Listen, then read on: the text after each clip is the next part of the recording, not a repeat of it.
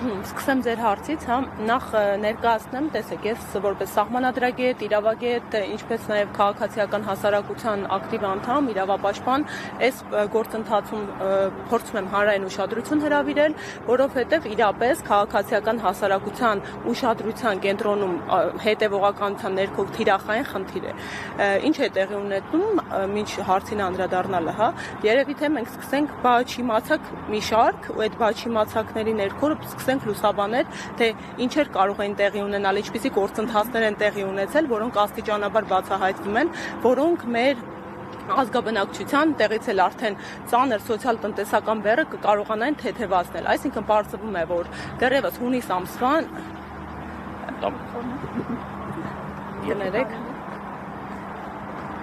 Շնորհակալ եմ։ Այսինքն պարզվում է, որ դեռևս հունիս ամսվանից դիմում է ներկայացվել առայն, որ անհրաժեշտ արդեն հնարավորությունը ստեղծվել է կառավարման արդյունքում, արդյունավետ կառավարման արդյունքում հետի լրացուցիչ գումարի պայմանները այնպես օգտագործել, որպեսզի ժողովրդի բնակչության համար սակագնային պլանը իջնի, ավելի հեշտացված ասած, որ ժողովրդի էլեկտրոէներգիայի միավորը ավելի էժան հաշվարկվի բնակչության համար։ Ու այդ դիմումը հանրային ծառայությունները կարգավորող հանձնաժողովը ըստ էության մերժել է։ Հիմա հաշվարկային առումով ունենք կրկնապատիկից ավել գումար այս պայդրությամբ, որը տնտեսագետների հաշվարկում մինչև տարեվերջ էլ ավելի է ավելանալու։ Այսինքն առաջի ուղերձը այն է մեր հանրությանը, որ կա հնարավորություն հետի կողմից ու առաջարկվել է հանրային ծառայությունների կարգավորման հանձնաժողովը սահմանել այնպիսի սակագնային պլան, որը նոյեմբեր ամսին նախատեսվում է նորից վերանայել, որ բնակչության համար ավելի էժան գին հաշվարկվի էլեկտրոէներգիայի համար։ Սա մեկ։ Երկրորդը, ունենք այնպիսի իրավիճակ, որ մի անգամ մերժվել է, մերժումից հետո տվել են բարձաբանում, որ իբրև թե իրենք նախատեսում են հետագայում իջեցնել այդ սակագնային պլանը, դրան հաջորդում է հանրային հեռուստաընկերության ռեպորտաժը ՀԾԿ-ի աշխատակցի կողմից քաղաքականության համար պատասխանատու, ով ընդհանրապես հակառակիցն է տանում, ասում է, որ անգամ եթե նվազեցնենք, հենց իրենց խոսքերով, հա, հետագայում ավելի բարձրանալու հավանականություն կա։ Այսինքն ուղիղ կոռելացիա կա ձեր հարցի հետ, հա, ինչպես ներկայացրեցիք։ Ինչու ենք հիմա բարձրաձայնում այս խնդիրը ու ինչեր անհրաժեշտ հիմա խոսել այս խնդրի մասին, որովհետև հիմա կրկին, ինչպես նշեցի, նախ սակագնային պլանի վերանայման հերթական ժամկետն է, երկրորդ դիմացը ձմեռ է ու հասկանալի է, որ հենց հիմա է այն անհրաժեշտ ժամանակահատվածը սակագնային պլանը վերանայելու։ Ինչպես դուք ասիք, այո, կարող են շահարկել մանիպուլյացիոն նպատակներում 26 թվականի հունիսին ընտրություններ են սպասվում, որպես տրամաբանենք, հա, մտահոգ քաղաքացի եմ, այստեղ կանգնած եմ։ Ում է այդ շրջանում պետք ապրիլ-մայիս ամիսների սակագնային պլանի իջեցումը ակնհայտ է, չէ, որ փոխշահապետ իշխանության համար գործարք է ստացում, իրենք ֆինանսական առումով ինչ որ խնայողություններ են էլի հետի շրջանակներում իրականացնելու եւ ըստ էության, ինչպես դուք նշեցիք, եթե այդպիսի տեղեկատվություն է կա, որը ըստ ՀԾԿ-ի քաղաքականության մշակման պատասխանատուի կողմից հաստատվել է, որ հետագայում ավելի բարձրացում է հնարավոր, կրկնակի մեր բնակչության համար վտանգավոր թեզ է։ Ես կարծում եմ, որ մենք քաղաքացիական հասարակության ներկայացուցիչներս, ընդհանրապես քաղաքացիներս, ովքեր մի փոքր ավելի մտահոգ են, մի փոքր ավելի հետաքրքրված են նմանաբնույթ հարցերով, պետք է մեր հանրությանը այս ուղերձը, այս մեսիջը հասցնենք ու սկսենք, այո, մեր հանրային պահանջը, որովհետև ի վերջո, ինչքան էլ այս իշխանությունը փորձում է չեղարկել քաղաքացիական հասարակության, հասարակական վերահսկողության կարևորագույն գործիքակազմերը, այնպիսին, ինչպիսին հանրային հաշվետվողականությունն է, այնպիսին, ինչպիսին մասնակցելիության սկզբունքի, ներառականության սկզբունքների ապահովումն է, իսկ վերջին տարիներին հստակ հետնահանջ է, հա, այդ սկզբունքներից մեր երկրում տիրում, մենք պետք է ձեռքը պուլսի վրա պահենք, պետք է հետևողականորեն պահանջ ձևավորենք, հանրային պահանջ, որ այո, այսօրվա ստեղծված սոցիալ-տնտեսական բեռի պայմաններում անհրաժեշտ է պահանջել, որ մեր երկրի իշխանության հիմնական աղբյուրի ժողովրդի համար այս հնարավորությունից օգտվեն ու ձմռանն ընդառաջ, այո, իջեցնեն բնակչության համար սակագնային պլանը։ Տիկին Մելոյան, սա ձեզ հարցը տալիս եմ որպես սովորական քաղաքացի, ձեզ գոհացնում է վերջին ամիսների հեծի մատուցած ծառայությունների որակը, նախկինում բողոքներ կային, ամիսներ առաջ երբես պետականացման գործընթացը տեղի չեն ունեցել, ծառայությունների մատուցման որակից է բողոքում իշխանությունը, դուք որպես քաղաքացի։ Այ ես այստեղ կարող եմ նաև որպես հակառակ կողմից գալ, որպես իրավաբան եւ մասնագետ պատասխանել, իմ համար շատ լրջագույն մտահոգության հարց է, որ էլի հետ պրոցեսին նայենք ինչ տեղի ունեցավ, հա, սեփականատիրոջը ապօրինաբար ծայրահեղ ապօրինաբար ազատազրկում են բացառապես խոսքի ազատության հիմնարար իրավունքի իրացման հիմքով, անմիջապես սկսում է մեր երկրում սեփականության իրավունքի ոտնահարում, հեծի ճակերտավոր ազգայնացման գործընթաց, որը ուղիղ համեմատական էր, կարծում եմ, անգամ այս իշխանությանը հարող եւ իրենց համակիր քաղաքացիները, եթե հարցադրում անես, կպատասխանեն, որ այո, այդպես պատժում խլում են իրենցից, հա, հեծը։ Ուղղակիորեն հետևեց գործընթացը ապօրինաբար ազգային ժողովի կողմից ծայրաստիճան հակաիրավական ընթացակարգերով, բազմաթիվ հակասահմանադրական եւ կրկին տեխնիկական խնդիրներով այդ օրենքը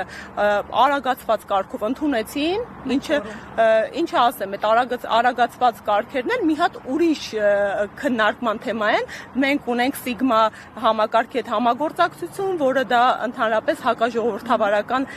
գործընթաց է համարում, որովհետեւ այդ միջազգային պարտավորվածություններից բխող հանրային քննարկումներ, կագեր, ազդեցության գնահատումներ, շահագրգիռ մարմինների հետ քննարկումներ, ասեմ ավելին, անգամ արդարադատության նախարարությունը այդ նախագծին ըստ էության բացասական եզրակացություններ տվել, այնքան նկատառումներ կար մեջը նշված։ Դրանից հետո ընդունում են, դրանից հետո Տաշիր կապիտալը իդեմ սեփականատերերի դիմում են Ստոկհոլմյան միջազգային արբիտրաժը բավարարում է միջանկյալ միջոցը, արբիտրաժը ասում է, որ պետությունը պետք է դադարեցնի այս հակաիրավական պրոցեսը, դրանից հետո իրենք էլի այսինքն պետք է ժամանակավոր պաշտոնակատարը, իդեմ այն մարդու, ով հիմա հանդիսանում է, պետք է չնշանակվեր։ Ու իրենք արհամարում են միջազգային արբիտրաժային դատանի որոշումը, նշանակում են իրենց ներկայացուցչին ու մենք հայտնվում ենք sense իրավական խութում, որովհետև հասկանում ենք, չէ, այս իշխանությունը հղում է կատարել, մի փոքր էլի մասնագիտական բացեմ, միջազգային արբիտրաժի համատեքստում մեր երկրում բոլոր այն երկրներում, ովքեր վավերացրել են կոնվենցիան անդամակցում են, հա, այս ամենին ունեն հանրային շահի գերակայության խնդիր, այսինքն մի շատ նեղ ու սպეციფიկ դեպքեր կան, երբ պետությունը միջազգային արբիտրաժի կողմից կայացված որոշումը կարող է չկատարել, հղում կատարելով հանրային շահին պետության, բայց դա շատ հիմնավոր պետք է լինի։ Ու այն դեպքում, երբ որ պետությունները ոնց որ պարոն Կարապետյանի ու հեծի պարագայում է հղում է անում այդքան ընդհանրակման մեկնաբանման, դա ընդհանրապես ամբողջ միջազգային արբիտրաժի պրակտիկայի հակասում է ու հեղինակազրկում է այս կառույցի այս տասնամյակներում ձեռք բերած հեղինակությունը։ Հիմա մենք այս պահի դրությամբ ունենք իրավիճակ, բնականաբար ես որպես քաղաքացի ոչ միայն գոհ չեմ, որպես իրավաբան ծայրաստիճան դժգոհ եմ, որ սա հերթական իմ երկրի այսպիսի հակաօրինական ու հակաիրավական գործընթացն է, որ իմ երկրում իմ պետության քարը վրա դրված մեծ ջանքերի արդյունքում ձեռք բերված հեղինակությունը միջազգային կառույցների եւ գործընկերների առջեւ այսքան հեղինակազրկում է, որ բացառապես քաղաքական թիրախավորման հետևանքով իմ երկիրը կորցնում է գրավչականությունը դրսից նոր ներդրողների համար, որովհետև բնականաբար, հա, երբ քո Հայաստանում իրենց ազգային մեծանուն գործարար Սամվել Կարապետյանին այդ մասշտաբի մարդում ամբողջ նաև այդ թվում իր դեմքով մեզ ճանաչում են մի շարք երկրներում ապօրինաբար կալանավորում են, պատկերացնում եք ինչ որ գործարար, ով որոնողական աշխատանք է կատարում ու նպատակ ունի գալու է եւ մեր երկրում ներդրում կատարելու ոնց է վերաբերելու Հայաստանի Հանրապետությանը։ Իմ երկրում այդքան կոպտորեն խախտում են սեփականության իրավունքը, որովհետև սահմանադրությունը հստակ ունի սեփական, այո, կարող են սեփականատիրոջ սեփականության իրավունքը սահմանափակվել, բայց սահմանադրությունը հստակ դրա հիմքերը, ձևերը, ընթացակարգերը սահմանած ունի։ Եվ այս ամենը ինչ տեղի ունեցավ հեծի հետ, որևէ կերպ այդ տրամաբանության, իրավական տրամաբանության մեջ չէր տեղավորվում։ Եվ ի վերջո, որպես քաղաքացի էլ արդեն ի նկատի ունենալով վերջին 7 տարիների ընթացքում ողջ process-ը, հա, թե ինչեր են